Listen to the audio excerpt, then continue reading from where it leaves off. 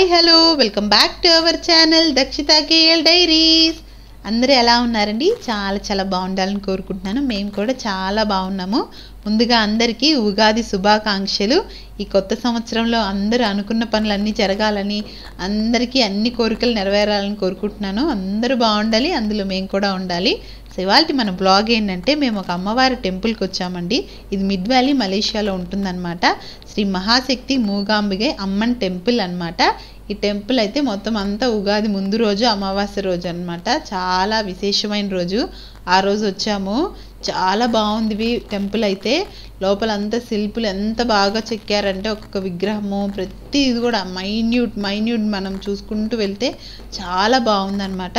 So blog అంతా కూడా ఎక్కడ స్కిప్ చేయకుండా ఫుల్ బ్లాగ్ అయితే చూసేయండి. చక్కగా ఉంది టెంపుల్ అయితే. సో ఇప్పుడైతే మన బ్లాగ్ కంటిన్యూ అయిపోద్దాం. నచ్చితే ఒక లైక్ చేయండి, సో దట్ మన బ్లాగ్ ఇంకొంతమందికి అయితే విజిబుల్ అవుతుంది. సో ఇంకొంతమంది అయితే మన ఛానల్ని అయితే సబ్స్క్రైబ్ చేసుకోవడానికి కూడా యూస్ఫుల్గా ఉంటుంది. సో తప్పకుండా లైక్ చేయండి. ఇంకా ఎవరైనా సబ్స్క్రైబ్ చేసుకోకుండా చూస్తున్నట్టయితే సబ్స్క్రైబ్ చేసుకోండి. థ్యాంక్ యూ సో మచ్ ఇప్పటి వరకు చూసుకున్న వాళ్ళందరికీ. సో మన టెంపుల్, ఈ టెంపుల్ వచ్చేసి అమ్మవారి టెంపుల్ అండి. చూస్తున్నారు కదా, మనకి ఎంట్రన్స్లోనే ఆర్చ్ అనమాట. పెద్దగా ఆర్చ్ ఉంది. అటు ఇటు ద్వారపాలకుల్లాగా ఇద్దరు ఉన్నారనమాట. పెద్దగా మధ్యలో అమ్మవారు ఉన్నారు. ఇంకా మొత్తం అందరు దేవుళ్ళు ఉన్నారు చూడండి. బ్రహ్మదేవుడు, అమ్మవారు, సరస్వతి మాత, అలాగే గణేశుడు, తుమ్మురుడు, నారదుడు, ఇంకా పక్కన మంగళ వాయిద్యాలు వాయిస్తూ కొంతమంది దేవతలు అందరు ఉన్నారనమాట. అలాగే ఎంట్రన్స్లో మనకి పెద్ద ఆర్చ్ ఉంది, అక్కడ ఉంది.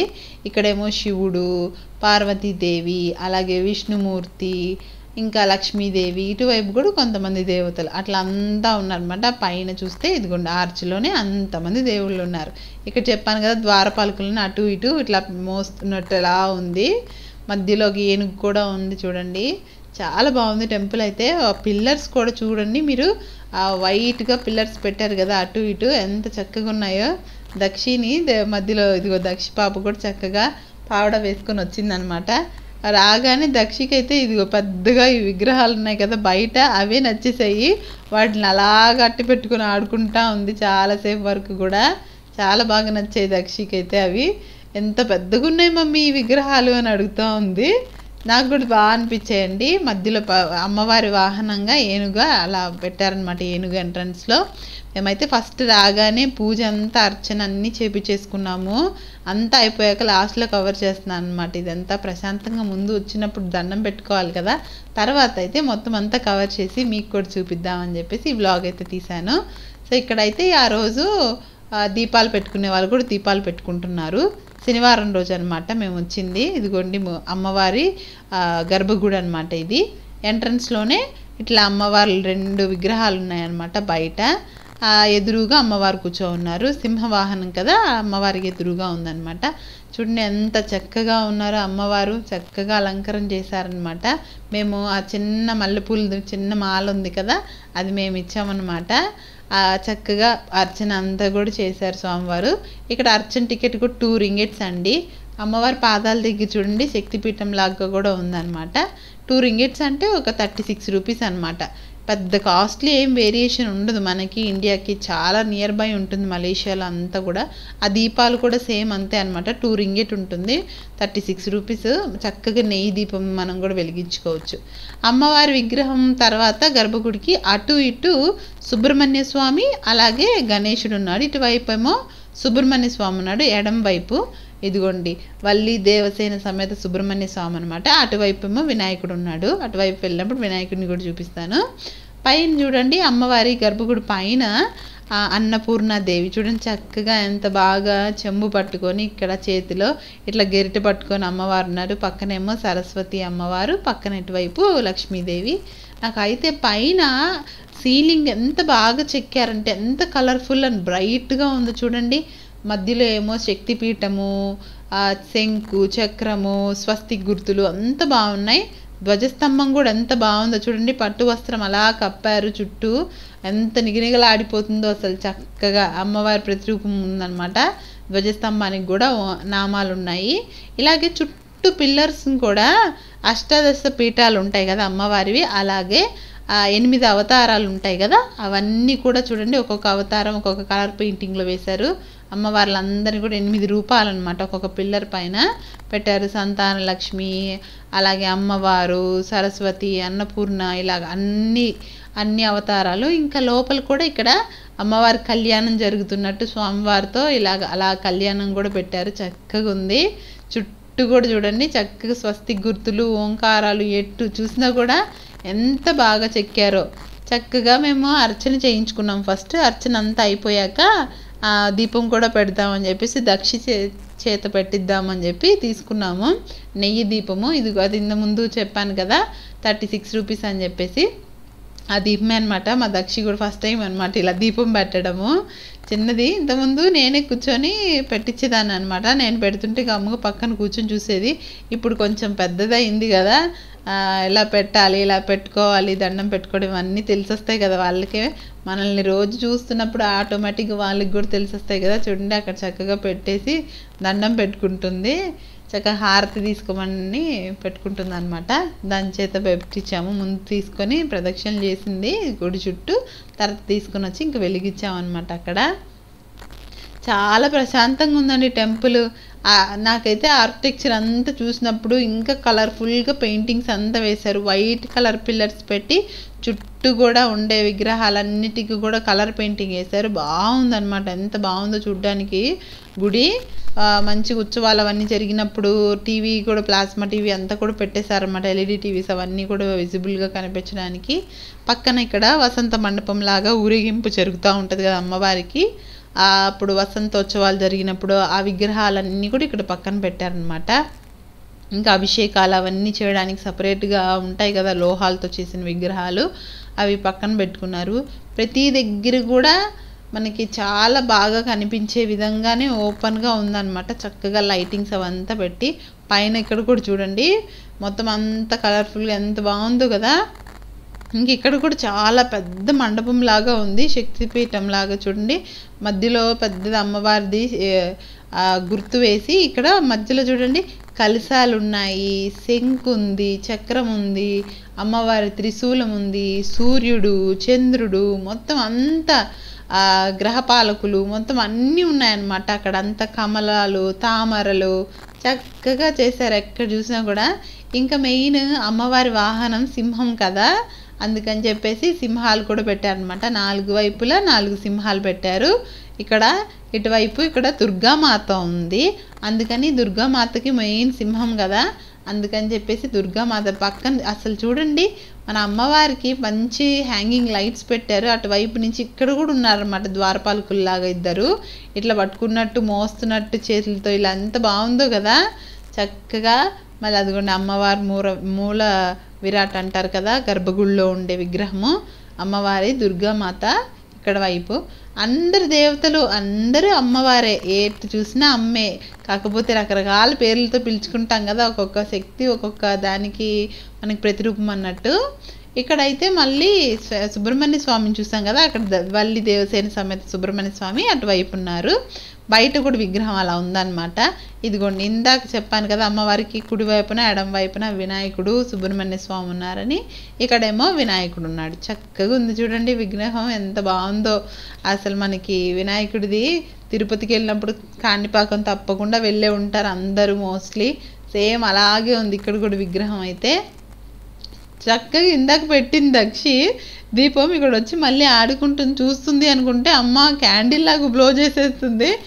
అని అరిచానమాట పక్కన నుంచి నేను. వెంటనే ఇంక నవ్వుకుంటూ వచ్చేస్తుంది. మళ్ళీ ఇక్కడ మన పరమశివుడు కూడా ఉన్నారండి. చూడండి ఎంత చక్కగా ఉందో శివుడిది కూడా విగ్రహము. చక్కగా పెద్ద పడగలు పెట్టేసి నాగపడగలు దాని సన్నిధిలో ఉన్నట్టు పెట్టారనమాట. నాగపడగలతో వెండిది పడగ ఉంది, దాని కింద స్వామివారు ఉన్నారు. ఎంత బాగుందో చూడండి. ముందు నందీశ్వరుడు, అటు ఇటు చిన్న దీపాలు పెట్టారు. ఇక్కడ కూడా సేమ్ బయట ద్వారపాలకుల్లాగా ఇద్దరున్నారు, మధ్యలో స్వామివారు ఉన్నారు. వెండితో తొడుగు వేస్తున్నారనమాట శివలింగానికి. చాలా చక్కగా ఉంది. ఎంత బాగా మంచిగా మంచి అంతా కట్టి చక్కగా అలంకరణ చేసి పెట్టారు. అంటే ఎక్కువ మంది క్రౌడ్ లేరండి. ఈవినింగ్ టైం మేము ఆ రోజు వెళ్ళినప్పుడు కొంచెం వర్షం పడుతూ ఉంది, చాలా ప్రశాంతం ఖాళీగా ఉంది. నేను కూడా వీడియో కూడా బాగా క్లియర్గా తీసుకున్నాను అనమాట. చక్కగా అనిపించింది.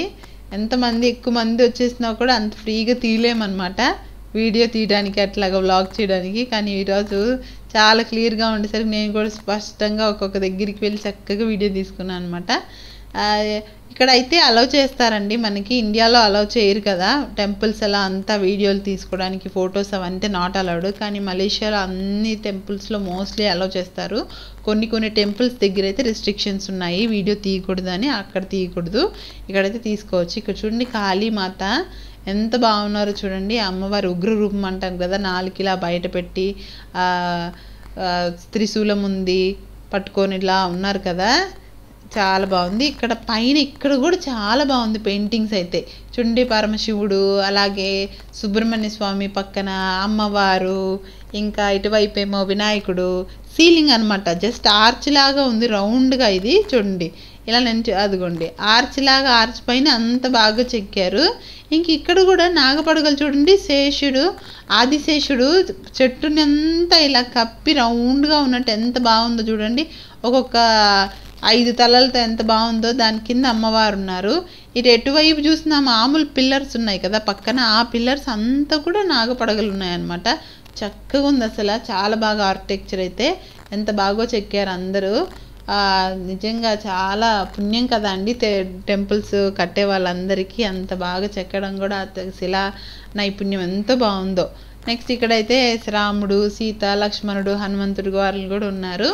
ఇంకా పక్కన ఇక్కడ యాగశాల లాగా కొంచెం ఏదైనా చిన్న ఫంక్షన్స్ కానీ, ఏదైనా గుడికి సంబంధించినప్పుడు విశేషమైన రోజుల్లో పూజలు చేయడానికి కూడా అక్కడ చిన్న ఫంక్షన్ హాల్ లాగా ఉంది. ఇంకా మా పక్కన కాళీ అమ్మవారి పక్కనే ఇక్కడ మన బుద్ధుడు కూడా ఉన్నారండి. చూడండి బుద్ధుడికి కూడా శేషుడు, ఆదిశేషుడు పడగలతో ఇలా పెట్టినట్టే ఉందన్నమాట. వెనకాలైతే ఇంకా లాఫింగ్ బుద్ధ కూడా ఉంది ఇక్కడ చూడండి ఎంత బాగుందో. ఇదైతే ఈ లాఫింగ్ బుద్ధ చూసి మా దక్షికి భలే నచ్చిందనమాట. అమ్మ లాఫింగ్ బుద్ధ అని వచ్చి ఇక్కడ కాసేపు కూర్చొని దండం పెట్టుకొని చూస్తుంది.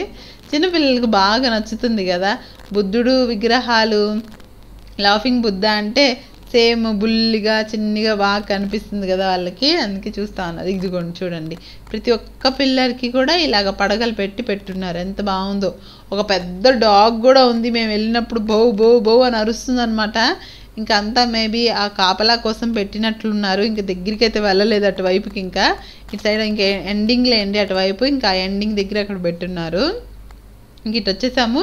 ఇక్కడైతే ఆ అమ్మవారు నాగదేవత కూడా ఉన్నారు, చక్కగా చిన్న విగ్రహం. దక్షి అక్కడ నిలబడుకుని దండం పెట్టుకుంటుంది.